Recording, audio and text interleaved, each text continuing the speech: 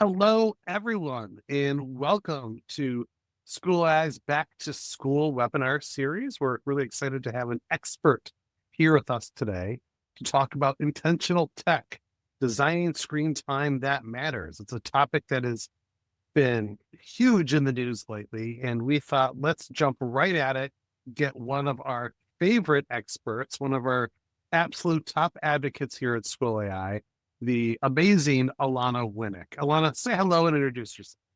Hi, my name is Alana Winnick. I'm the Educational Technology Director. I don't know if I move my body. There you go. You can see it.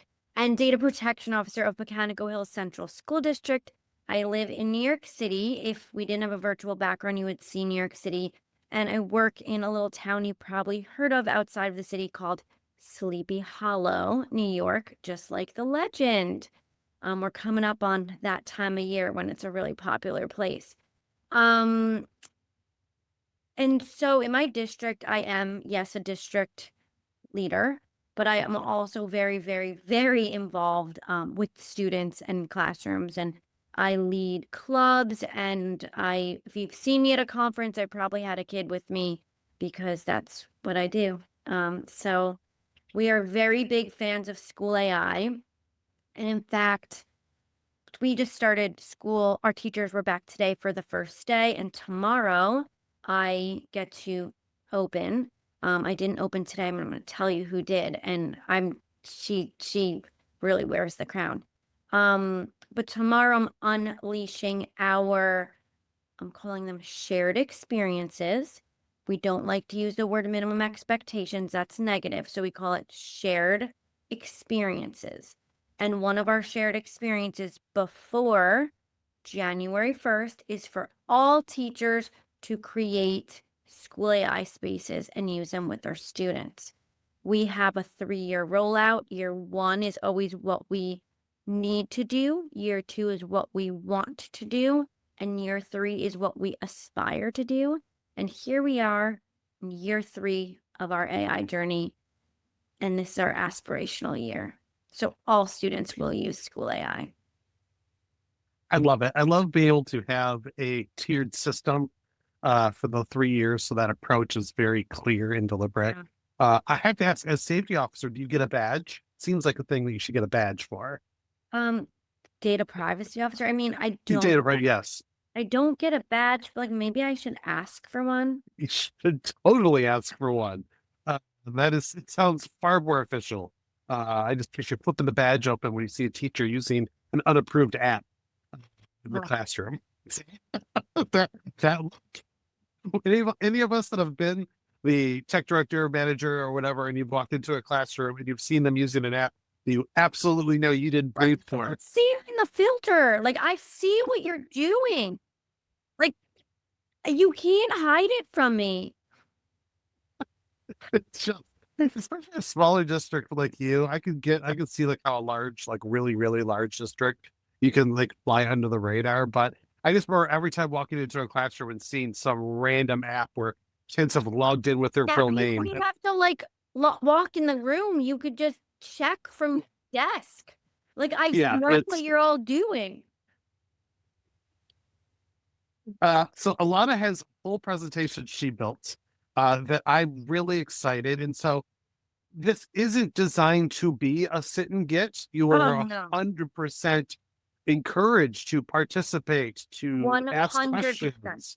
So 100. feel free to use the chat and anything that pops up there, I will bring right into the conversation. I have the chat right here. And then Alana and I will just sort of talk about what she builds here. So Alana, I'll turn it over to you. So, I've been doing digital wellness work. That's what I really call it in my district. This is our 3rd year of AI and digital wellness. So same year 1, year 2, year 3. This past year 2 was a really big year for us. We had a formal digital wellness committee and a digital wellness student ambassador program. And I just need to rewind to before that. I personally had screen time addiction issues and struggled myself and had to overcome that. So now that this whole screen time thing is a problem, like I've been doing this work myself for over 3 years and with my district now for almost 2 full years going on our 3rd. And I'm excited that other people finally care, but I'm a little bit like the conversation's just it's not in the place that I want it to be. So when we look across the country at what's going on, in New York, there's a statewide ban on cell phone use, as with many other states. If you're in one of those states, we actually have a cell phone ban in my district a year before it was mandated by the state. I personally don't believe in pouches. I think for me, that's basically telling a child, I don't trust you. I don't trust you. Instead, our job, and I'm going to go to the next slide, is really to be teaching students how to regulate themselves for when they're adults. And we're going to get to that in a moment. And one of my strategies is adding friction. So you have to stand on your 2 feet to reach your own phone. You shouldn't sleep with it on your nightstand. You could sleep with it on your dresser.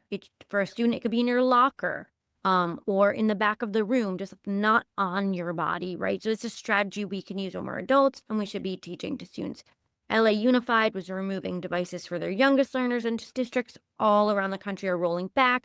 They're going towards shared carts, they're restricting and they're banning, and I just feel like that's not really the answer. Bans just remove the problem, when really our job as educators is to prepare students to be successful for their future. And the reality is, Nick, you're sitting there working from home with constant distractions around you. You might have your smartwatch, you might have your phone, you might have a TV that you could turn on, or like there's so many possible distractions. And if you don't learn how to regulate yourself, then you're not going to be successful, right? You're 100% right. And it's something that I always found to be frustrating as a high school teacher, 15 years high school ELA, and kids had phones. And I would treat them like I would do any adult, I guess, that was maybe actively choosing to not participate in whatever I was doing. Proximity, standing by a kid, phone always went away. The tap, right? The light tap on the shoulder, phone goes away. And I would tell kids, I'm like, if I have to talk to you like 3 times in a class period, I go, then we're going to talk after class. Yeah. Just about every single time when there was a kid that I had to talk to because of the 3 strikes or whatever, it was my grandma's really sick. My dad is coming back from the hot. Like, it was always a reason where they were checking their phone because there was something going on in their life and they needed to be connected to that family member. And Yeah. when we And think of ourselves as adults, we do the same thing. but so that's another thing. We had a faculty, can't even speak anymore, a keynote for our kickoff today. And part of our digital wellness community was like, we don't need our devices right now. Put your devices away. And one person was on their device, only one. And then you might find out that person had a childcare or healthcare issue, right? And like that's a real thing. But also as an adult, you need to know you can tell your family members, like, I'm in a training for the next hour. I'm not going to check my phone unless it's an emergency. So it's just about communication, both ways of it. Um, Always. so my biggest problem, we're all talking about student screen time, and I told you in the beginning, I had a problem.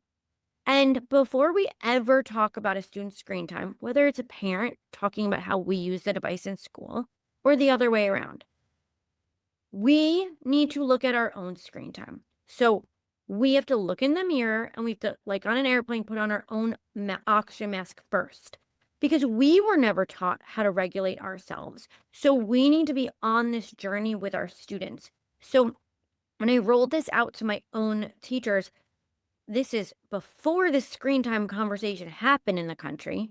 I never pointed the finger at student screen time ever. First, we started with our own screen time. So like if you were here in the beginning, when we're doing the do now, every activity I show you here is a turnkey activity on my website. They're free. There's a screen time reality check. This one is for you to go through as yourself. I have another one. You'll see it's sorted by like know yourself first. And then there's school resources. There's one for you to do as a turnkey faculty meeting version instead of the one for yourself. There's a turnkey faculty meeting with slide decks and worksheets and all of that. So we focused on our own screen time before we ever looked outward at the students' screen time. Then I had them actually predict their screen time, guess their screen time, and then I vibe coded this screen time calculator to see how many years of the rest of your life you will spend on your phone. And I see Nick's getting some engagement in the chat. You guys can engage with him. We had them analyze the gap, and they started to see that a lot of people had problems in the room, not just themselves. So then I gave them tips on how to reduce your screen time. These are many of the things that I do personally. And I will tell you, I texted Nick a little bit ago. I only had 2 hours and 50 minutes of sleep last night. And I can tell you, it's because I have a wind down routine, and one of my boundaries is protecting the first and last hour of the day. And I personally didn't do that last night because I was up getting ready for my teachers, and I was on my device till 10 without my blue light blocking glasses. I was overstimulated. It probably had to do with me not sleeping tonight. And when I don't sleep, I'm not, my best self. So that's one of my boundaries that I broke last night, and I'm going to make sure I don't break it tonight. But most importantly, the topic of this conversation is that not all screen time is equal. So in that activity that I gave you that you could do on your own or with your staff is to analyze your top 3 apps. And they're not all created equal, and the data doesn't always tell the story. So I'm going to tell you a few 3 stories that came out of my one last year. I had one teacher that said, I don't have any screen time on my phone because I didn't even turn my phone on. And we're going to talk about him in a minute. The second teacher, well, one of them's me. Now it's doing balloons. One of them is me. And I will tell you, my top apps some week is actually Google Maps, okay? That's my top app some weeks. And that's because I'm driving a lot and looking at map, or I'm walking around the city, or I'm traveling and using Google Maps. A better alternative is not to get lost, right? That's not the healthier alternative. Get your screen time down. Don't go on Google Maps. Just get lost. Like that's absurd, right?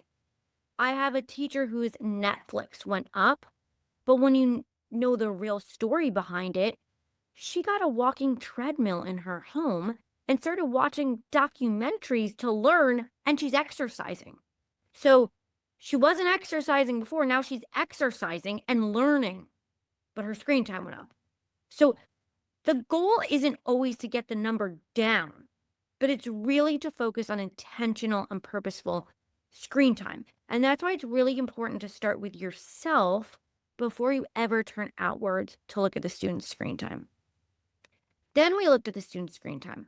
So at the beginning of last year on Superintendent's Conference Day, I pulled ClassLink analytics data you can pull from your web filter as well.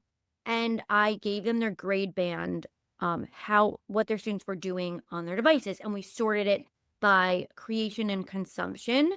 And then I actually worked with ClassLink to build a digital wellness dashboard. So if you have ClassLink Analytics Plus, you have that digital wellness dashboard now because of the work that I did last year with them. And so we told them, we're not judging you. This is just, there's no good or bad. Is this bad? Is this bad?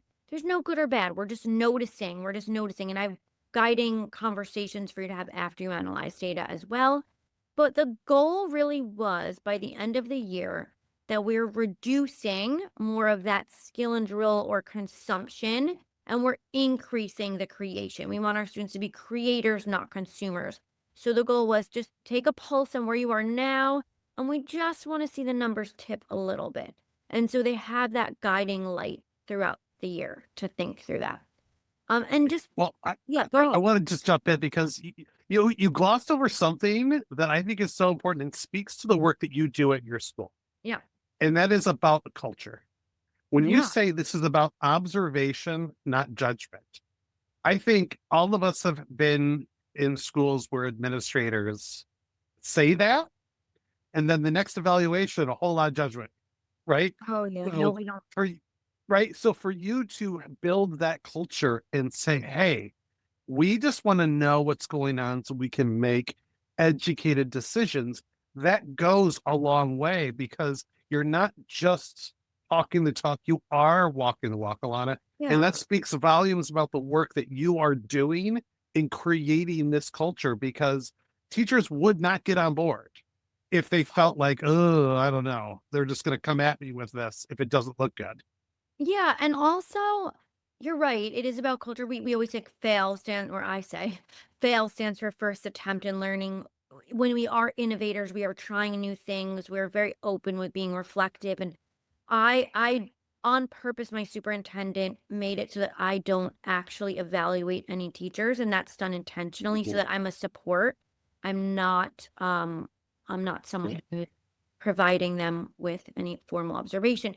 And what we noticed was during the pandemic, we started using a lot of these deliberate practice tools because there were learning gaps or because we need to be within a certain amount of feet of each other.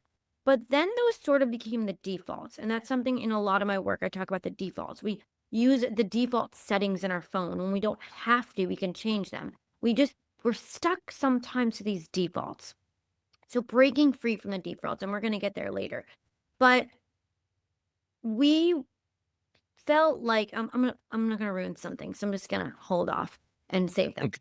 But one of my important four questions, I have four questions, is how does the technology make you feel? And we don't often stop and ask a student, how'd you feel after you tried School AI? Or how'd you feel after you used the deliberate practice tool? Like, when do you ever take a moment to ask your students what they thought about it or how they made it feel? Sometimes it makes them feel like anxious or like ranked. There's like a letterboard, scoreboard. They have to compete with each other. And other times they feel really proud, capable, and seen. And I'm going to show you some videos. And I know I have a lot of slides. I want to kind of go through them because I want to get to the student voice because that's the most important part of how the technology really makes them feel. So what we did last year is we celebrated the Global Day of Unplugging. We literally put the device away. No displays in the hallways, no interactive whiteboards, no teacher laptops, no student laptops. I just wrote an Edutopia article about this. I'm going to put up all the articles that I wrote because there's so many in the resources. So within a week, they'll be up there. But obviously we used it for like attendance if someone had if they needed like an AAC device or something. We're not trying to take away accessibility from students. That's not what I'm saying here.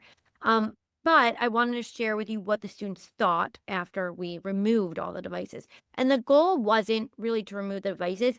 It was to notice the defaults of where we're just using technology to use it, noticing where I have four questions. We're going to go through this. I'm not going to read it, but I want to show you this video. I really love the day of unplugging because, it's a way for the students to detox themselves from the screens. Because it's like we get to learn how some of the teachers when they were a kid. Like unplugged. Because the normal things we're used to, and we can't have fun on our computers.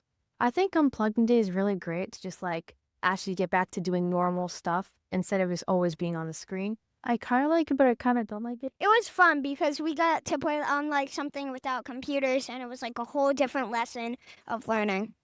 Like a 50-50. I liked it too, but I had a lot of parts that I didn't like. I got some really good foreground on my books that I'm reading. So yeah, Unplugged Day was really fun. So I wrote. I'm going to stop there because I have some of these separately, but let me go to, oh, here he is. So if you were at FETC, you probably remember Kent. He was advocating for accessibility. So he just exited out of the E&L program, English as a New Language, and his reflection was actually really interesting. So I'm gonna play it for you, and then Nick, I'm sure you're gonna have a lot to say. So I really don't like Unplugged Day because it's not that cool of not using your laptop. And I mean, the teachers, they're not using the screen, but the thing is, they are just speaking and they don't have any slideshows to show examples. Like, he needs the visual cue, right? Think through that one. Right.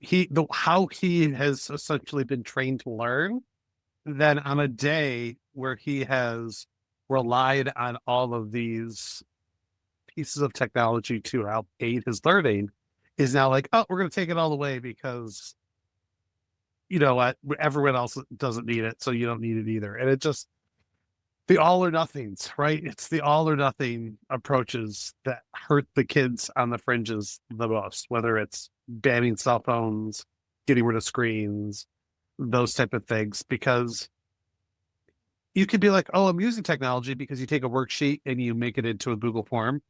Like, oh, look, I'm using technology. That's not the Right. same. It's Like, right. doing Right. that, or be like, oh, I'm not using technology. I talked for 48 minutes straight.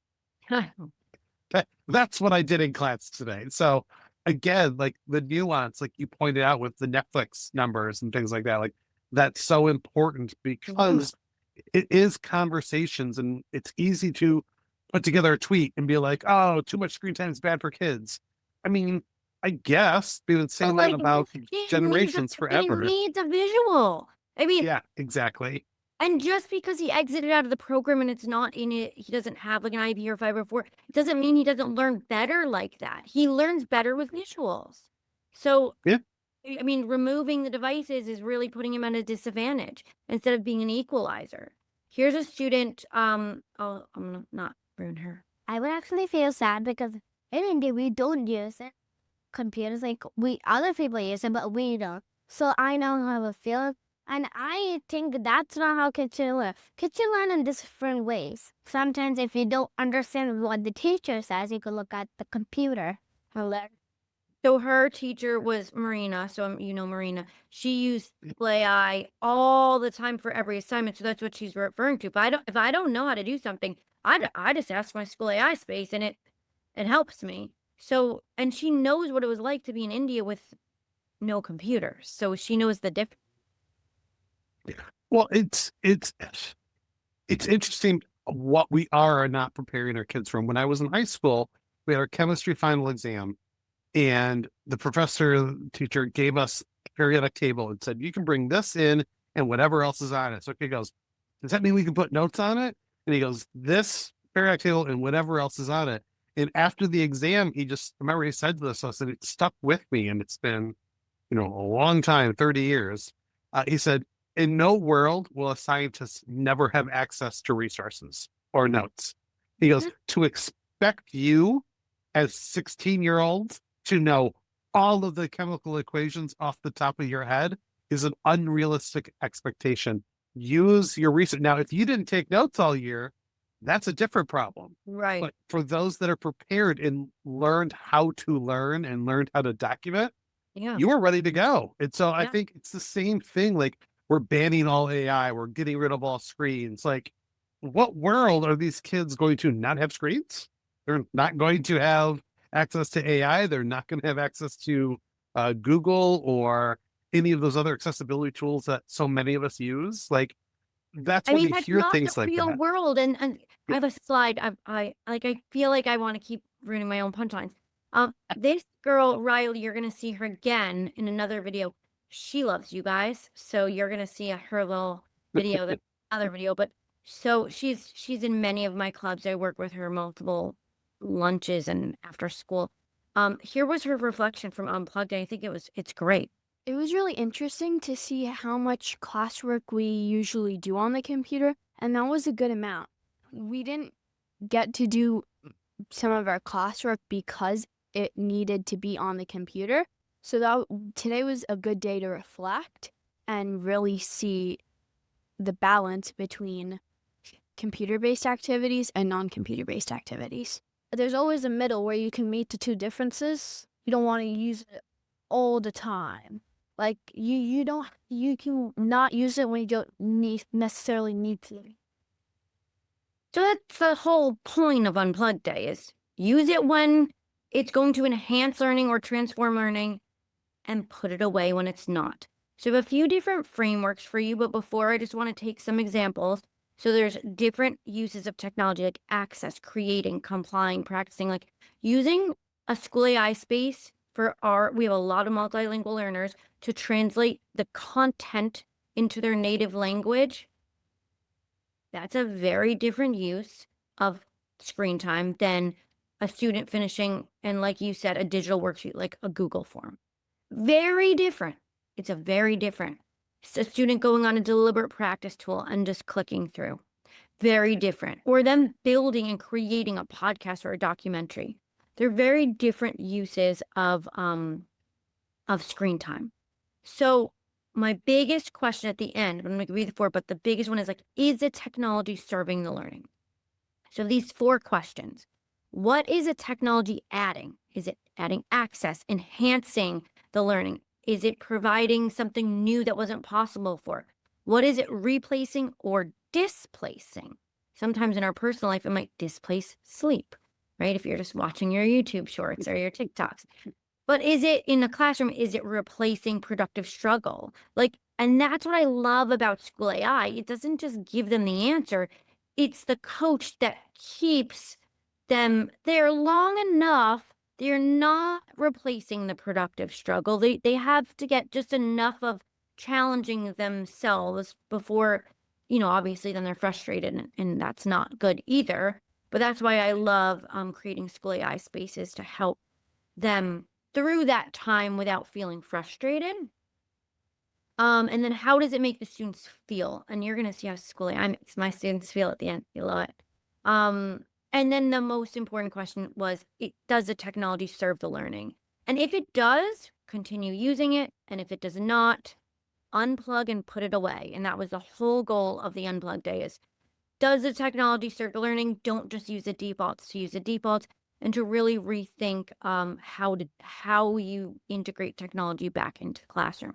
So one model and framework that we're pretty familiar with is SAMR model. So my 4 questions is one lens we look through, and then the SAMR model is a much easier one that I usually start with.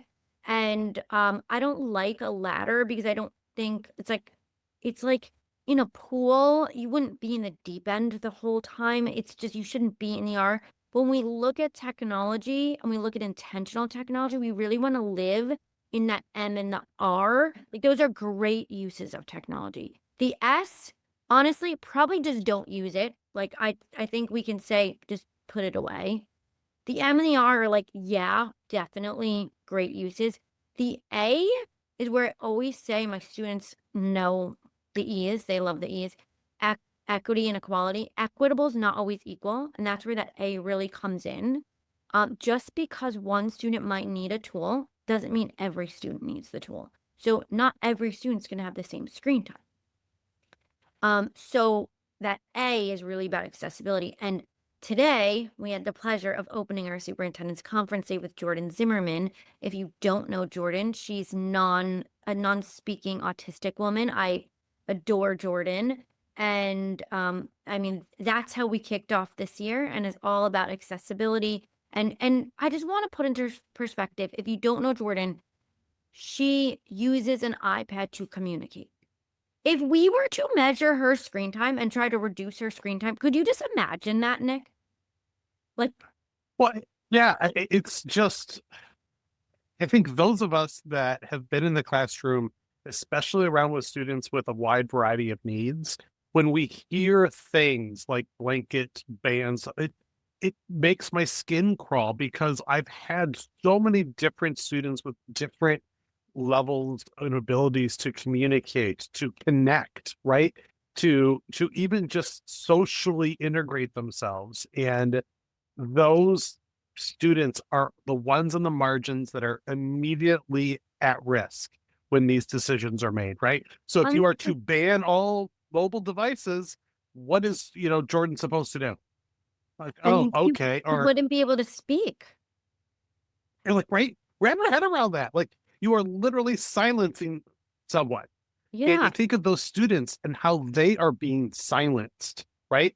Because you've taken their ability to communicate in a wide variety of ways. And so it makes me so angry when I hear or see these stories and I read in the news, like, oh, we're just going to get rid of all these things. And I'm like, that kid with anxiety who is terrified to raise their hand because of so much social stress preferred to comment or to work in a space or to digitally connect because that's how they're able to learn. They're now at risk of higher levels of depression, anxiety, dropout because someone said, oh, well, let's not do it. And not every teacher is implementing technology wisely. We have to accept that is true. And then we should be doubling down on providing top-notch professional development for our teachers like you do, Alana, and like so many other people do. to help guide those teachers, because this idea of throw technology at them, they'll figure it out, that's been shown not to work. I mean, that That's doesn't to have a work. plan. That doesn't work. And I loved what I chose this slide on purpose. Are we preparing all students for the future world? And I think a lot of times we look at our curriculum, which is important. I hope that teachers are not only teaching to the tests, but teaching to the students in front of them, because a lot of students, like, they need to learn the skills that are going to help them be successful in their future, whatever that might be. Maybe they're going to go to college. Maybe they're just going to go straight to the workforce. Maybe, I know that Jordan was telling my staff today, they told her, I think, what job they told her she would have when she was going to grow up was like, obviously she went to college and she's a she went to school for education and she has a job. Like, we're limiting them by not providing them with the tools that they need to be successful. And screens are an equalizer for many of our students, whether they have IEPs and 504s or not. And I know, Nick, many of our friends have used technology to help them learn differently than most people. And I know I dictate all the time, and I don't have dyslexia like some of the other people we're friends with, but I love dictating and doing speech to text and text to speech. Yeah, I mean, at this point, for people who don't know, I am neurodiverse, I'm dyslexic, dysgraphic, a whole bunch of other acronyms and letters attached to my name. And I've only been diagnosed in my adulthood. Like, so a lot of this, from college on, I just didn't know. Like, it was just, oh my goodness, this explains so much. And I'm utilizing tools now, like to be able to use Granola to record a meeting so that I can focus on what's happening in the meeting and then go back and review. Like, that is a game changer for me. And I look at our AI note taker that we offer at SchoolAI, because it's completely COPA FERPA compliant. Teachers could use this. You can use this in meetings and one-to-ones with students. You can use it in IEP meetings, because as a teacher, you go through so much for the day to sit through an IEP or 504, and you're like, okay, what do we decide? What's the to-do list? Like, it can be tough because we're humans with a lot of things and a life outside of the classroom. And so imagine asking a student to remember X, Y, and Z. And you go, why couldn't you? And you go, oh, they have ADHD, they have issues organizing, they have issues, like, to remove these tools that can help the students. I'm not diagnosed with anything, and I still benefit from it, right? Well, and that's the thing, like, right, these tools can benefit everyone. Everyone.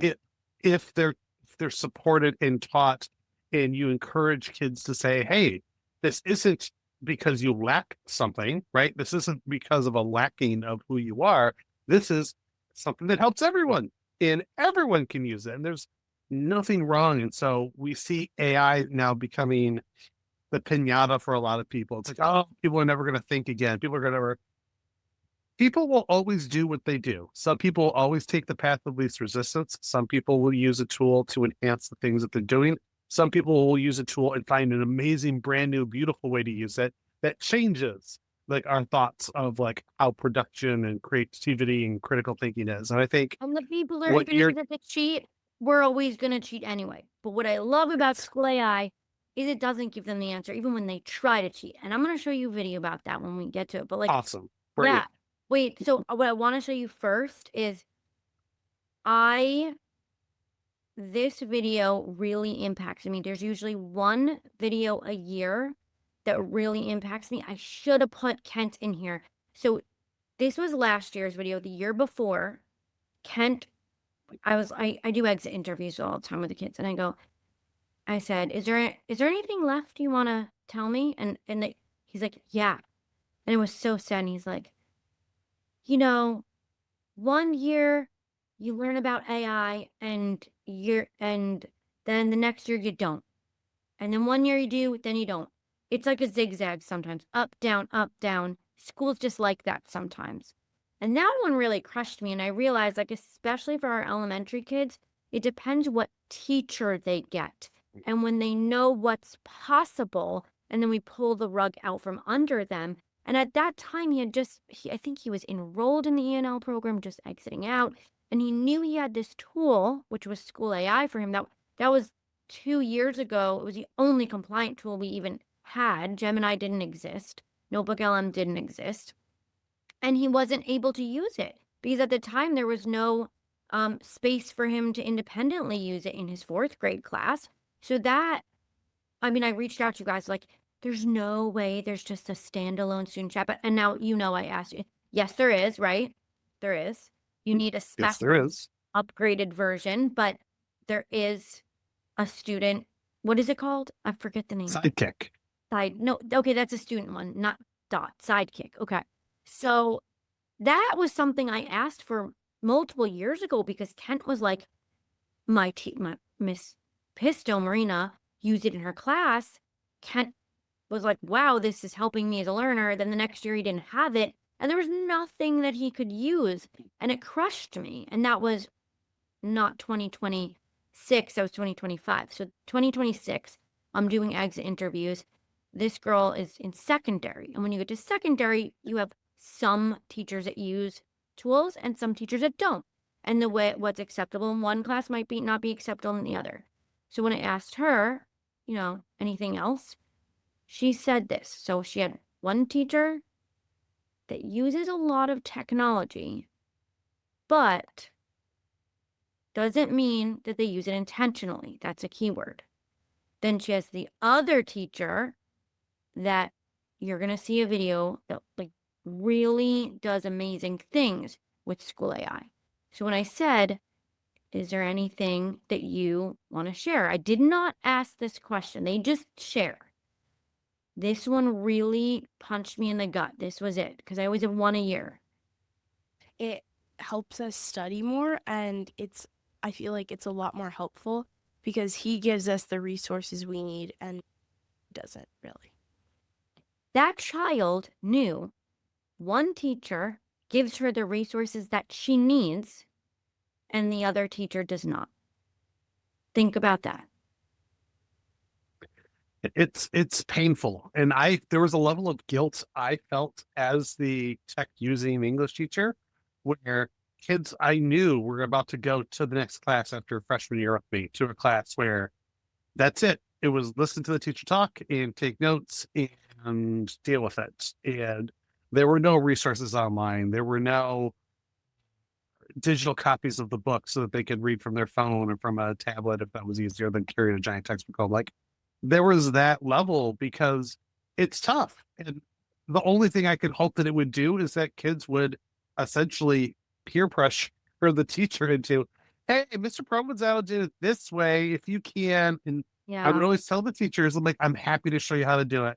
It's so much easier than you think because you need to find ways to help those students. And I became like the darling of the special ed department because the use of technology made my class the most accessible class in the building. And it was something that I was very proud of because, someone needed to start those conversations. And I was happy to do it because those kids needed something a little bit more than what the district was able to provide at the time. I have a few more things. I know we're coming up on time. So I put up scenarios for my teachers, and we had 4 corners of the room for SAMR, substitution, augmentation, modification, redefinition, and there were scenarios. And you should pick the ones that are pain points for you, but I do have like a bunch of them. But this one is for me. Early finishers log into deliberate practice platforms until the rest of the class catches up. And then those kids are like punished because they finished early, and I will prove it to you. A lot of the times I finish my math pretty quickly, and then we just have to go on IXL or Magma for the rest of the period. And I think that got boring because it's really repetitive. And she doesn't need more math. I'm also finished kind of first, and they always make us go on the same 3 things, and I don't want to try to go. So when you talked about how you helped other teachers, you have experts. These kids are teaching their teacher how to create fun, engaging SchoolAI spaces and other types of tools that they want to use in the classroom. The kids teach their teachers. This is not made up. This is real. So my students are a very big part of my professional development, and we are very respectful, and we try to help and educate our teachers to give them experiences that are meaningful for them. And so I just want to go through a few more of these to be mindful of time. If a student uses a SchoolAI space to quiz them before a test, and it adapts to what they keep missing, and it never gets tired of their same questions. So we have the teachers, and I forgot to say this on the last slide, they have to go to what they think it's S, A, M, or R, and then I kind of have them battle it out, and they have to justify their answer and get other people to like change their mind and come over to their side. And it really becomes like a deep, deep conversation. And it's really interesting how the teachers reflect on how they use each tool or each type of technology. So we had ones on podcasting, we had ones on creating children's books. And so we had a lot of different scenarios, and it really got them just having a dialogue. And that's all we want to do, is just have the conversation. The conversation is just the most important part. So here's my favorite video, and then I'm going to leave you with one other thing, but this video is everything for me. So you all had this teacher. I love him. He's one of my favorite teachers. He's one of the students' favorite teachers. I don't want to ruin anything for you, but like, he's a year 3 teacher when we talked about the framework.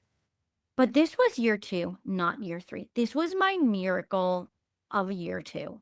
And I'm not going to ruin anything. And here's Riley again. And this was the highlight of my year.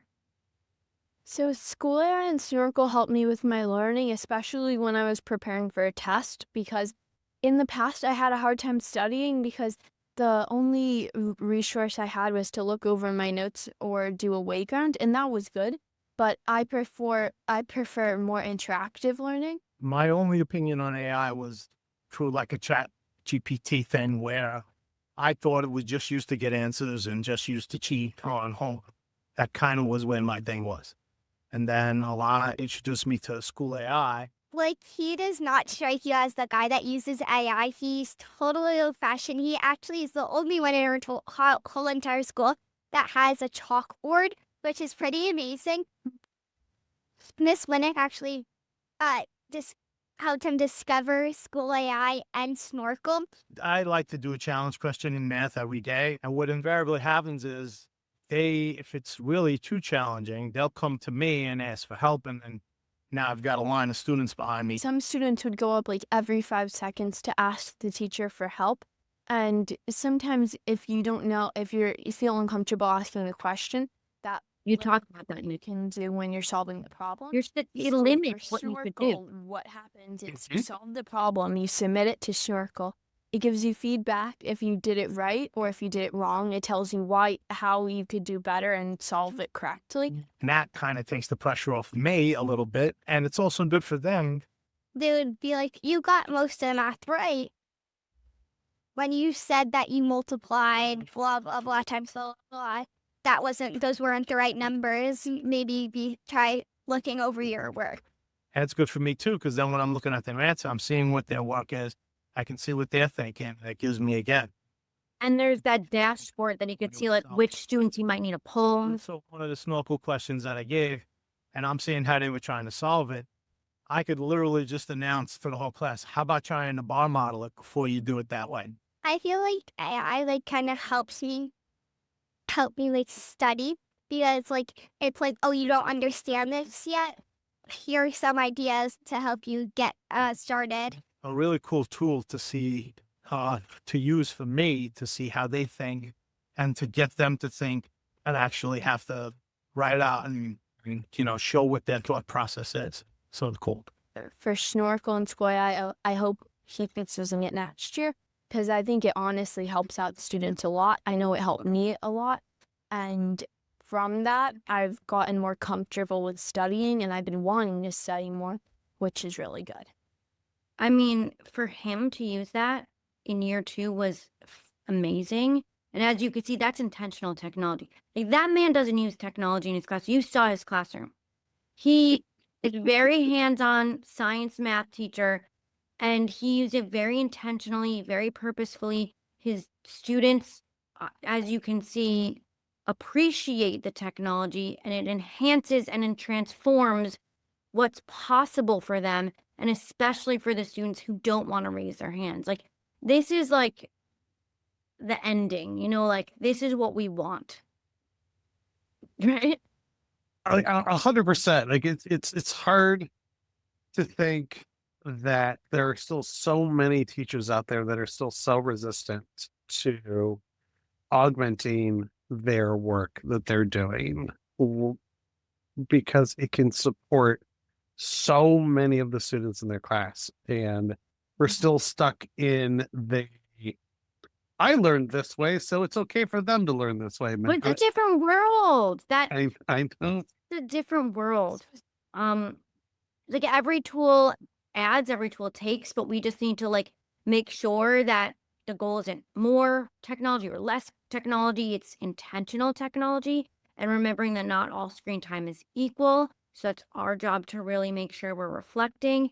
And I just want to leave you with some tools to help you with that. So on my website, I have the Intentional Technology Toolkit, which comes with 2 things. One is a reflection, like worksheet that you can use for yourself, or if you are a coach or an administrator, to help you plan a lesson to see if you should unplug or if you should use technology. But the better one, the one that I think is way better, is I built an intentional technology coach, which is actually a SchoolAI space. And I am going to update it within the next week because I am finishing up the 2 chapters of my book that are around the school implementation and the culture. And then as I'm updating my book, I'm updating this coach. And what you do is you tell it the lesson that you're building, and it helps you decide if you should unplug and do something in a hands-on tactical way, or maybe you should use technology, and how you can, the 4 questions what is it adding? What is it replacing? Is it helping to transform learning? How does it make students feel? All the things are built into here, and it helps you really decide if you should plug or unplug. And maybe if you're using technology, maybe it's not for all students, it's only for some. And then I want to leave you with one thing, because I want to be very mindful of time. My 5th grade teacher reached out to me. She found my old AOL email in her planner, and she we met up on Friday, and she was my favorite teacher in the whole world. And I thought that I remembered her, right? But like, you don't know that you have a really big impact. Your students have a really big impact on you too. She kept this bookmark from when I was 10 years old. I made that for her when I was 10 years old. It says, "You are my favorite teacher in the whole world." Like, she still is my favorite teacher in the whole world. She kept that for all these years. And so I know it's back to school, and I really just wanted to remind you that you have such an impact on your students. She's the reason that I went to school to be an elementary teacher, and that you have an impact on your students, and you might never know where they go, and they might have an impact on you. So I just want to inspire you to get to know every student, and really just, this could be you. And if you have any teachers that you made a difference in your world, I recommend reaching out, because it was really just amazing to reconnect with her. And so I have all these resources on my website. My book will be coming out, I don't know, I need to finish the first draft within a few months. And it's really everything we talked about and more. Part 1 is yourself, and then part 2 is how parents and educators help students create balance and creating a digital wellness culture at home and at school. And everything's available for free on my website, alanawinnick.com/resources. And I know that we are out of time, so I don't know. I cut you off, Nick. I wanted you to be more engaged. We had so much to talk about. Listen, I have learned that letting the experts roll when they are just on fire, like you were, like, I don't want to be a speed bump in that conversation. I think there are plenty of opportunities, wink, hint to everyone, where Alana and I will be talking and chatting, where it'll be more of a back and forth, because honest to goodness, once Alana and I get rolling, it is an event. For 2 opinionated people who are passionate about education and supporting our students and putting them in positions to be successful and putting other educators in positions to be successful.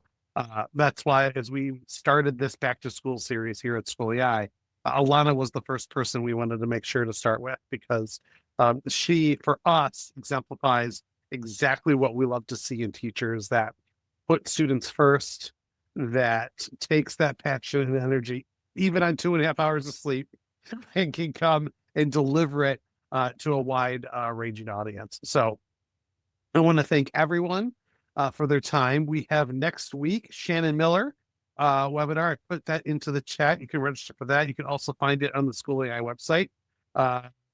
Well, we changed spots now. I'm over here and you're over there. We changed seats. Will you send us the videos? The question, yes. Once I edit the video. Yeah. That's what happens when you're 2.5 hours of sleep and you're trying to add in all the inspirational things. I know these people were inspired, and we will share this out. It'll be posted on our YouTube channel. And we will have it available for everyone as soon as I get to doing that tomorrow. So my tomorrow will be working on this to get it to everyone as soon as we can. So if you registered, you'll get this video.